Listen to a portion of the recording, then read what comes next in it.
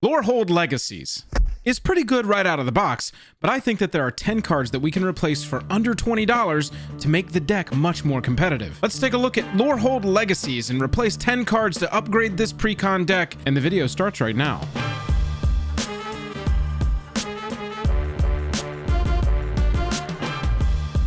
Special thanks to our Patreon supporters who power our channel. Check out our Patreon for monthly giveaways, exclusive content, and even a starring role in our fan fight series. Link in the description below. Hello and welcome to the day. Thank you for spending your time with us. Welcome back to another episode of Jake and Joel Are Magic. I am Joel. We are going to look at Lorehold Legacies today and replace some cards to upgrade this deck. But before we do, if you would, go down there, hit that like button, hit that subscribe button. It really helps us out. Let's take a look at this deck. Lorehold Legacies is led by Osgir the Reconstructor. We have a 4/4 Vigilant Artificer that can sack artifacts to grow our creature's power and can exile artifacts from our graveyard to bring them back as 2 token copies of that artifact. The very first card that I want to look at in this deck is Hellkite Igniter. 7 mana for a 5/5 flying and haste, and you can tell why this card is in here. It's very synergistic. 2 mana, it gets +X/+0 until end of turn, where X is the number of artifacts you control. However, I just think this card is too expensive CMC wise. It would total cost you 9 mana to play this creature with haste and activate its ability just once. While I think that this creature's got some promise, I think that going with a card like Goblin Welder for just $4 is going to be more synergistic. 1 red for a 1/1 Goblin Artificer, tap it, choose target artifact a player controls and target artifact card in that player's graveyard.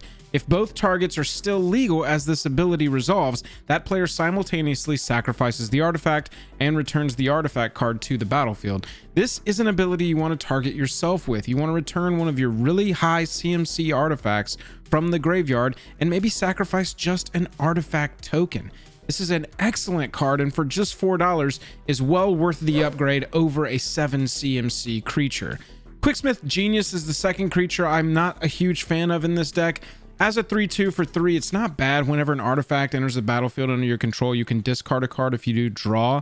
But I just think that there are different ways that we can get card advantage in this deck that are more hard-hitting, are going to give you more value, and that's why I think we should spend the $4 on Mystic Forge. It's a 4 mana artifact. You can look at the top card of your library anytime, and you can cast the top card of your library if it's an artifact card or a colorless non-land card.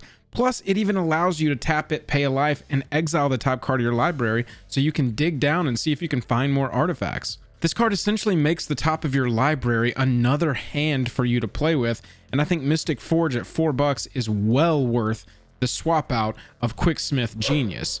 Pilgrim's Eye is a card that pops up a lot in these types of decks. It's a good card, don't get me wrong. 3 cost for a flying 1/1 creature, and when it ETBs, you get to search your library for a basic land and put it into your hand. That's not bad, and I understand the thought here, but there are other ways and lots of mana rocks I think that we can take more advantage of to gain that mana value, mana ramp that we want, that Pilgrim's Eye is trying to accomplish. I understand why this card's in the deck, but I think it's more potent to run mana rocks and run other cards that are going to get more value, more lands out of your library, if that's the route you want to go. So I want to swap Pilgrim's Eye out for the $2 Shimmermere. You can cast artifact spells as though they had flash. Seems huge in this deck. You want to put a lot of artifacts on the battlefield. You want to be sacking those, bringing them back with Osgir, and being able to play them at the end of your opponent's turn or in response to something could be huge. This is a 3 mana creature that I would rather run over Pilgrim's Eye in this deck in particular. The next one up is Hedron Archive, and I know we just talked about we're going to run some good mana rocks, and so we don't need to run Pilgrim's Eye, but this is a mana rock that I don't really want to run. At 4 mana, I don't want to be playing this on turn 4. I want to be playing something heavier hitting, quite honestly. I like that you can sack it once you don't need it anymore to draw 2 cards, and so you could get, further down in your library in a pinch. But just for me personally, I'm just not a fan of Hedron Archive, and I don't run it in a lot of decks. In this deck, I would much rather run Swiftfoot Boots. I was actually kind of surprised that neither copy of Swiftfoot Boots or Lightning Greaves was in this library. 2 mana to give it hexproof and haste, 1 mana to equip it. We'll be able to use that X ability on Osgir when he re-enters the battlefield. Obviously, Osgir is going to be a big target for removal, and so we want him when he gets back onto the battlefield to get right to work. Swiftfoot Boots is just a $2 card, and I would definitely play that over Hedron Archive in this deck. Unstable Obelisk is another mana rock that I'm just not a fan of. 3 mana to tap for 1 on turn 3. I would rather be playing something for 4 mana, having played a mana rock on turn 2. I know that it can destroy a permanent later in the game, but still, we can just run better removal than a mana rock that only taps for 1 colorless. So let's just straight up swap this out for Boros Signet. Boros Signet isn't in the deck. It's a 2 mana artifact. It's essentially playing another land on turn 2. Drop a land, play Boros Signet. Turn 3, you're ready to go with 4 mana. And Osgir can reconstruct it. We can sacrifice the Signet and bring it back for just 2 mana to have 2 Signets on the battlefield. I would much rather run Boros Signet for 50 cents over Unstable Obelisk in this deck in particular. Secret Rendezvous is a card that I don't know about yet. I will say I don't really want to give target opponent 3 cards.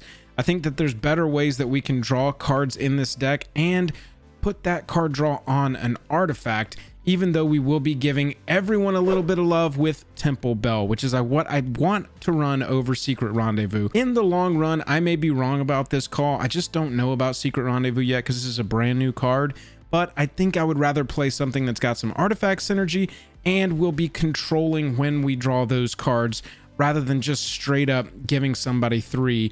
Even if it's, you know, the opponent in last place, Secret Rendezvous is just not a card that I identify with right off the rip, especially for the synergies of this deck. For $2, you can put Temple Bell into this deck, and I think it's well worth it. Next up, we've got another new card to this deck, and that's Ruin Grinder. For 6 mana, you get a 7/4 with Menace, and when it dies, each player may discard and draw 7. I like the mountain cycling on this so that we can go get basics early if we need it, and we could res it with Osgir. I just don't like the May wheel. I want a wheel effect or I don't want a wheel effect. I don't want to give my opponents a choice of either helping them out or not getting hosed by this card. I would rather run some spot removal in this deck, and so that's why I would rather run Dismantling Wave. For each opponent, destroy up to 1 target artifact or enchantment that player controls. This should most likely be a 3-for-1 when you play it, and in a pinch you can cycle it for 8, replace it in your hand so you get to discard it and draw a card. And then for 8 mana, you're destroying all artifacts and enchantments. We don't really mind hugely if our artifacts are dying because we know Osgir can bring it back. And there is some other cards in this deck that can bring artifacts back from the graveyard to the battlefield. So I would rather just replace that Ruin Grinder with some removal for 50 cents here. Plus that cycling ability. I just really like cycling. I think that it's great to get an effect like this and you're replacing it in your hand so you're not losing any momentum.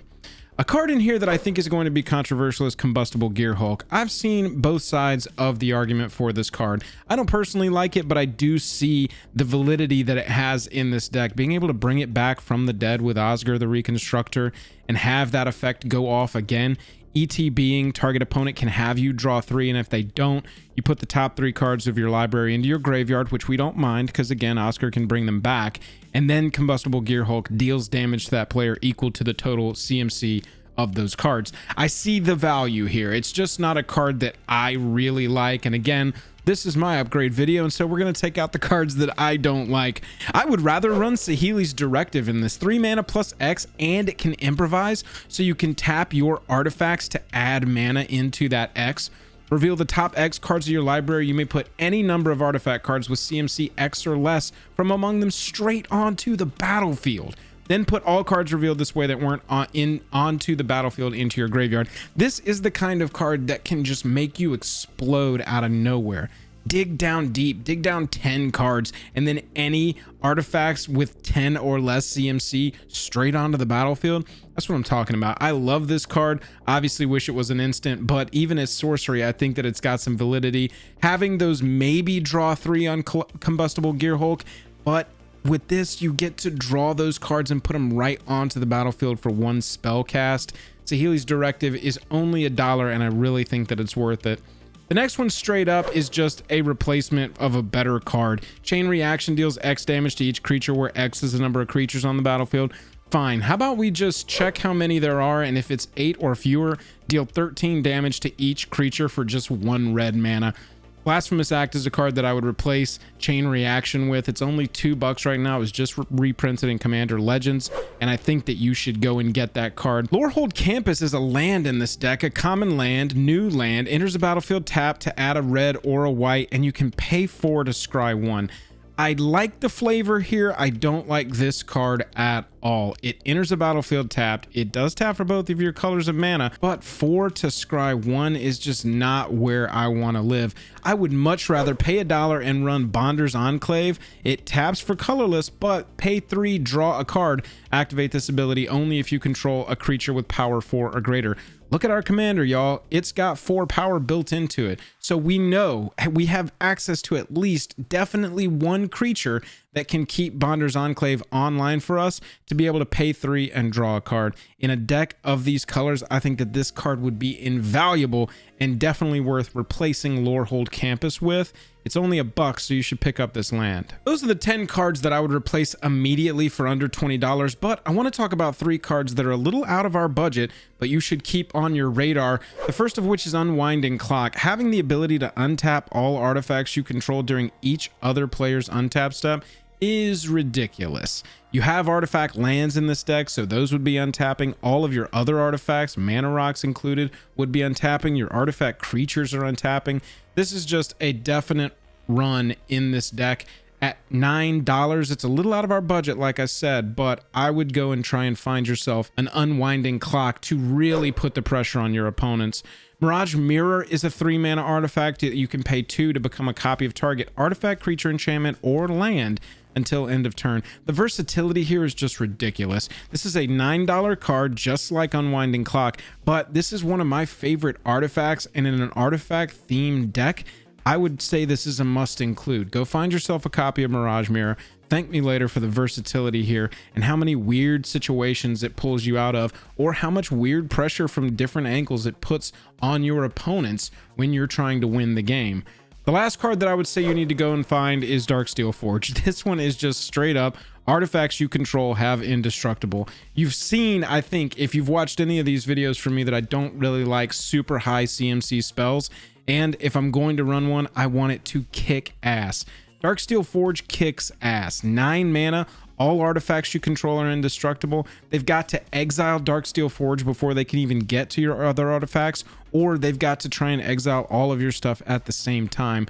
If they're running a lot of those effects in their deck probably isn't that good to begin with. So Darksteel Forge is always going to be a super dope card. It's a $10 card. Go and see if you can find a copy of it. Trade up to it if you have to. I don't think you're going to regret it in this deck. That's how I would upgrade Lorehold Legacies. Let's close the book. Thanks so much for watching. Let me know if you're playing this deck. Let me know how you're upgrading it. We only went over the strategies with Osgir, but there are some other legendary creatures in this deck that you could build synergies more toward, other than just our Reconstructor Artificer. Hit that like button if you liked the video. Hit that dislike button if you don't. Other than that, I'm tapped out, and I'll catch you later.